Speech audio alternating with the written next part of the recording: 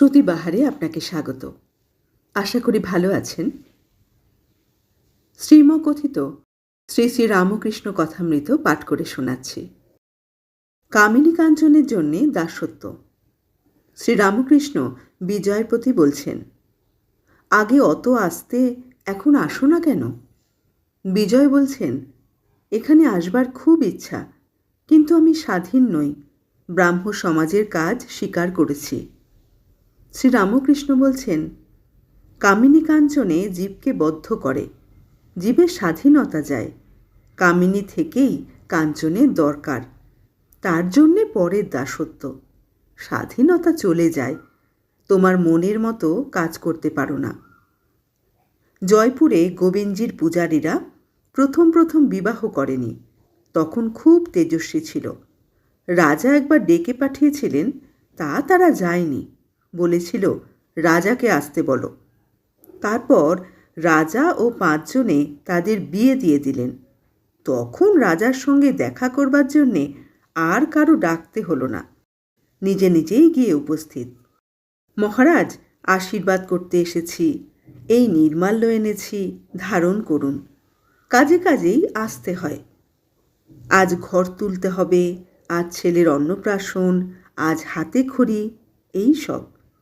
1200 ন্যাড়া আর 1300 নেড়ি, তার সাক্ষী উদম সারি। এ গল্প তো জানো। নিত্যানন্দ গোস্বামীর ছেলে বীরভদ্রের 1300 ন্যাড়া শিষ্য ছিল। তারা যখন সিদ্ধ হয়ে গেল, তখন বীরভদ্রের ভয় হলো। তিনি ভাবতে লাগলেন, এরা সিদ্ধ হলো, লোককে যা বলবে তাই ফলবে, যে দিক দিয়ে যাবে সেই দিকেই ভয়। কেননা লোকে না জেনে যদি অপরাধ করে তাদের অনিষ্ট হবে। এই ভেবে বীরভদ্র তাদের বললেন, তোমরা গঙ্গায় গিয়ে সন্ধ্যান্নে করে এসো।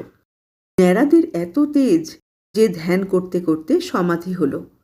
কখন জোয়ার মাথার উপর দিয়ে চলে গেছে হুঁশ নেই। আবার ভাটা পড়েছে, তবু ধ্যান ভাঙে না। 1300 মধ্যে 100 জন বুঝেছিল বীরভদ্র কি বলবেন। গুরুর বাক্য লঙ্ঘন করতে নেই, তাই তারা সরে পড়ল। বীরভদ্রের সঙ্গে আর দেখা করলে না। বাকি 1200 দেখা করলে। বীরভদ্র বললেন, এই 1300 নেরই তোমাদের সেবা করবে, তোমরা এদের বিয়ে করো। ওরা বললে, যে আগে, কিন্তু আমাদের মধ্যে 100 জন কোথায় চলে গেছে। ওই 1200 এখন প্রত্যেকের সঙ্গে সেবাদাসী থাকতে লাগলো। তখন আর সে তেজ নেই, সে তপস্যার বল নেই। মেয়ে মানুষ সঙ্গে থাকতে আর সে বল রইল না, কেননা সেই সঙ্গে স্বাধীনতা লোপ হয়ে যায়। বিজয়ের প্রতি বলছেন, তোমরা নিজে নিজে তো দেখছ পরের কর্ম স্বীকার করে কি হয়ে রয়েছ। আর দেখো, অত পাশ করা, কত ইংরেজি পড়া পণ্ডিত মনিবের চাকরি স্বীকার করে তাদের বুট জুতার গোঁজা দুবেলা খায়। এর কারণ কেবল কামিনী। বিয়ে করে নদের হাট বসিয়ে আর হাট তোলবার জো নেই, তাই এত অপমান বোধ, অত দাসত্বের যন্ত্রণা।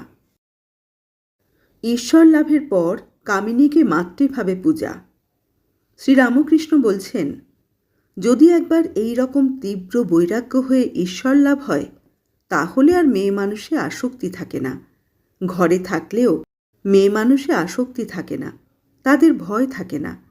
যদি একটা চুম্বক পাথর খুব বড় হয় আর একটা সামান্য হয়, তাহলে লোহাকে কোনটা টেনে নেবে?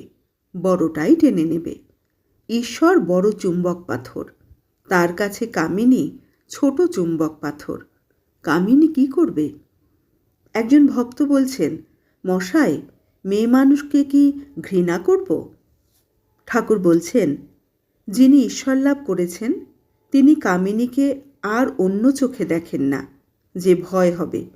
তিনি ঠিক দেখেন যে মেয়েরা মা ব্রহ্মময়ীর অংশ, আর মা বলে তাই সকলকে পূজা করেন। বিজয়ের প্রতি বললেন, তুমি মাঝে মাঝে আসবে, তোমাকে দেখতে বড় ইচ্ছা করে। ঈশ্বরের আদেশপ্রাপ্ত হলে তবে ঠিক আচার্য। বিজয় বলছেন, ব্রাহ্ম সমাজের কাজ করতে হয়, তাই সদা সর্বদা আসতে পারি না, সুবিধা হলেই আসব। শ্রীরামকৃষ্ণ বলছেন, দেখো, আচার্যের কাজ বড় কঠিন। ঈশ্বরের সাক্ষাৎ আদেশ ব্যতিরেকে লোকশিক্ষা দেওয়া যায় না। যদি আদেশ না পেয়ে উপদেশ দাও, লোকে শুনবে না। সেই উপদেশের কোনো শক্তি নেই। আগে সাধন করে বা যে কোনো রকমে হোক ঈশ্বরকে লাভ করতে হয়। তার আদেশ পেয়ে লেকচার দিতে হয়। কামারপুকুরে একটি পুকুর আছে, নাম হালদার পুকুর। তার পাড়ে রোজ লোকে বাঁধছি করে রাখত। সকালে যারা ঘাটে আসতো তারা তাদের গালাগালি দিয়ে খুব গোলমাল করত। গালাগালি কোনো কাজ হতো না। আবার তার পরদিন পাড়েতেই বাঁধছি। শেষে কোম্পানি চাপরাশি এসে নোটিশ টাঙিয়ে দিলে যে এখানে কেউ ওরকম কাজ করতে পারবে না, যদি করে শাস্তি হবে। এই নোটিশের পর আর কেউ পাড়ে বাঁধছি করত না। তার আদেশের পর যেখানে সেখানে আচার্য হওয়া যায় ও লেকচার দেওয়া যায়। যে তার আদেশ পায় সে তার কাছ থেকে শক্তি পায়। তখন এই কঠিন আচার্যের কর্ম করতে পারে।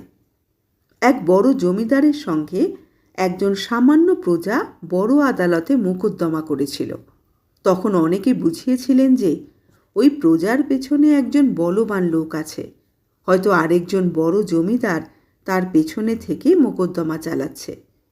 মানুষ সামান্য জীব, ঈশ্বরের সাক্ষাৎ শক্তি না পেলে আচার্যের এমন কঠিন কাজ করতে পারে না। বিজয় বলছেন, মশাই, ব্রাহ্ম সমাজে যে উপদেশাদি হয় তাতে কি লোকের পরিত্রাণ হয় না? শ্রীরামকৃষ্ণ বলছেন, মানুষের কি সাধ্য অপরকে সংসার বন্ধন থেকে মুক্ত করে? যার এই ভুবনমোহিনী মায়া, তিনিই সেই মায়া থেকে মুক্ত করতে পারেন।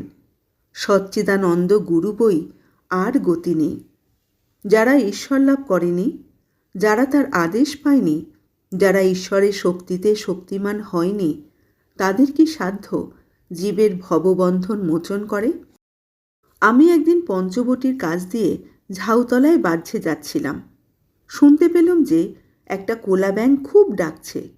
বোধ হলো সাপে ধরেছে। অনেকক্ষণ পরে যখন ফিরে আসছি তখনও দেখি ব্যাঙটা খুব ডাকছে। একবার উঁকি মেরে দেখলুম কি হয়েছে। দেখি একটা ঢোঁড়ায় ব্যাঙটাকে ধরেছে। ছাড়তেও পাচ্ছে না, গিলতেও পাচ্ছে না। ব্যাঙটার যন্ত্রণা ঘুরছে না। তখন ভাবলাম, ওরে, যদি জাত সাপ ধরতো 3 ডাকের পর ব্যাঙটা চুপ হয়ে যেত। এ একটা ঢোড়ায় ধরেছে কিনা তাই সাপটারও যন্ত্রণা। যদি সদ্গুরু হয় তাহলে জীবের অহংকার 3 ডাকে ঘোচে। গুরু কাঁচা হলে গুরুরও যন্ত্রণা, শিষ্যেরও যন্ত্রণা। শিষ্যের অহংকার আর ঘোচে না, সংসার বন্ধন আর কাটে না। কাঁচা গুরুর পাল্লায় পড়লে শিষ্য মুক্ত হয় না। বিজয় বলছেন, মশাই, কেন আমরা এরকম বদ্ধ হয়ে আছি? কেন ঈশ্বরকে দেখতে পাই না? শ্রীরামকৃষ্ণ বলছেন, জীবের অহংকারই মায়া। এই অহংকার সব কিছু ঢেকে রেখেছে। আমি মোলে ঘুচিবে জঞ্জাল। যদি ঈশ্বরের কৃপায় আমি অকর্তা এই বোধ হয়ে গেল, তাহলে সে মানুষটা তো জীবনমুক্ত হয়ে গেল। তার আর ভয় নেই। এই মায়া বা অহং যেন মেঘের স্বরূপ। সামান্য মেঘের জন্যে সূর্যকে দেখা যায় না। মেঘ সরে গেলেই সূর্যকে দেখা যায়। যদি গুরুর কৃপায় একবার অহং বুদ্ধি যায়, তাহলে ঈশ্বর দর্শন হয়। 2.5 হাত দূরে শ্রীরামচন্দ্র, যিনি সাক্ষাৎ ঈশ্বর, মধ্যে সীতারূপিণী মায়া ব্যবধান আছে বলে লক্ষণরূপ জীব সেই ঈশ্বরকে দেখতে পাননি।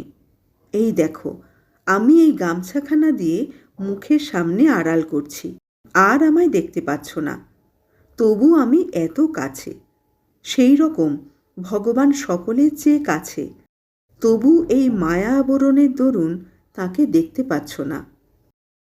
জীব তো সচ্চিদানন্দ স্বরূপ, কিন্তু এ মায়া বা অহংকারে তাদের সব নানা উপাধি হয়ে পড়েছে, আর তারা নিজের স্বরূপ ভুলে গেছে। একটি উপাধি হয় আর জীবের স্বভাব বদলে যায়। যে কালা পেরে কাপড় পরে আছে, অমনি দেখবে তার নিধুর টপ্পার টান এসে জোটে। আর তাস খেলা, বেড়াতে যাবার সময় হাতে ছড়ি, এই সব এসে জোটে। রোগা লোকও যদি বুট জুতো পরে, সে অমনি শীষ দিতে আরম্ভ করে। সিঁড়ি উঠবার সময় সাহেবদের মতো লাফিয়ে উঠতে থাকে। মানুষের হাতে যদি কলম থাকে, এমনি কলমের গুণ যে সে অমনি একটা কাগজ টাগজ পেলেই তার উপরে ফ্যাস ফ্যাস করে টান দিতে থাকবে। টাকাও একটি বিলক্ষণ উপাধি। টাকা হলেই মানুষ আরেক রকম হয়ে যায়, সে মানুষ থাকে না। এখানে একজন ব্রাহ্মণ আসা যাওয়া করত। সে বাহিরে বেশ বিনয়ী ছিল। কিছুদিন পরে আমরা কোন্নগরে গেছিলাম। হৃদে সঙ্গে ছিল। নৌকা থেকে যেই নামছি, দেখি সেই ব্রাহ্মণ গঙ্গার ধারে বসে আছে। বোধ হয় হাওয়া খাচ্ছিল। আমাদের দেখে বলছে, কি ঠাকুর, বলি আছো কেমন? তার কথার স্বর শুনে আমি হৃদেকে বললুম, ওরে হৃদে, এই লোকটার টাকা হয়েছে, তাই এরকম কথা। হৃদে হাসতে লাগলো। একটা ব্যাঙের একটা টাকা ছিল, গর্তে তার টাকাটা ছিল। একটা হাতি সেই গর্ত ডিঙিয়ে গেছিল। তখন ব্যাঙটা বেরিয়ে এসে খুব রাগ করে হাতিকে লাথি দেখাতে লাগলো আর বললে, তোর এত বড় সাধ্য যে আমায় ডিঙিয়ে যাস, টাকার এত অহংকার। আজ এই পর্যন্তই থাক। পরের অংশ নিয়ে খুব তাড়াতাড়ি ফিরে আসব। ভালো থাকবেন সবাই।